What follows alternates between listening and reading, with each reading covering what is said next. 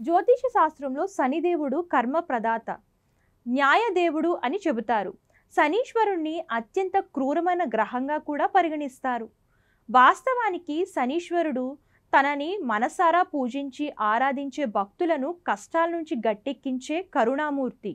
శనిదేవుడు అనుగ్రహం ఉంటే పేదవాడు కూడా రాజుగా మారతాడు. మరోవైపు శనిదేవుని ఆగ్రహం కలిగితే జీవితంలో సమస్యలు తలెత్తుతాయి. శని వ్యక్తి కర్మలను బట్టి అతనికి ఫలితాన్ని ఇస్తాడు, అతని పనుల ప్రకారం శిక్షిస్తాడు కూడా. శనివారం శనీశ్వరుడి రోజు. హిందూ మతంలో ఒక్కొక్క రోజు ఒక్కొక్క దేవుడికి, దేవతకు అంకితం చేయబడింది. శనివారం శనీశ్వరుడికి అంకితం చేయబడింది.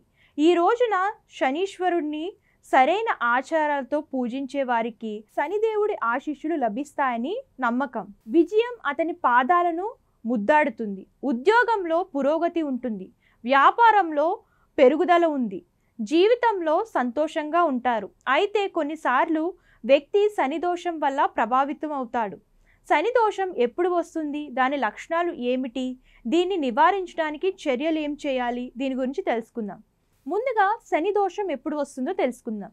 శని గ్రహం తిరోగమనంలో ఉన్నప్పుడు లేదా జాతకంలో నిమ్న స్థానంలో ఉన్నప్పుడు శని దోషం సంభవిస్తుందని జ్యోతిష్ శాస్త్రంలో చెప్పబడింది. అంతేకాదు, ఎవరైనా ఏదైనా జీవిని చంపినా అతను శని దోషం బారిన పడతాడు. తన భార్యను అవమానించినా లేదా ఆమెతో తప్పుగా ప్రవర్తించినా శని దోషం అతనిపై ప్రభావం చూపుతుంది. మరోవైపు ఎవరైనా శనీశ్వరుని పూజించడంలో పొరపాటు చేస్తే అతను శని దోషంతో ప్రభావితుడవుతాడు. శని దోషం లక్షణాలు చూద్దాం ఇప్పుడు. జరుగుతున్న పనుల్లో అంతరాయం కలుగుతుంది. అప్పులు పెరుగుతాయి.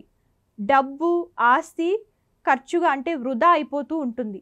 ఎంత కష్టపడి పని చేసినా జీవితంలో విజయం సాధించలేరు. ఇప్పుడు శని దోషాన్ని నివారణను అనుసరించే విధానం గురించి తెలుసుకుందాం. శని దోషం తొలగిపోవడానికి శనివారం రావి చెట్టును పూజించాలి. ఆ చెట్టు చుట్టూ 7 సార్లు ప్రదక్షిణలు చేయాలి. శనీశ్వరుని స్తుతించి శని చాలీసాను పారాయణం చేయాలి. శనివారం శనీశ్వరుడికి ఆవ నూనెను సమర్పించాలి. శనివారం శనీశ్వరుడికి మినపపప్పును సమర్పించాలి. శనివారం సమీ వృక్షాన్ని పూజించాలి. మరిన్ని ఆధ్యాత్మిక వార్తల కోసం మన ఛానల్ని ఫాలో అవుతూ ఉండండి.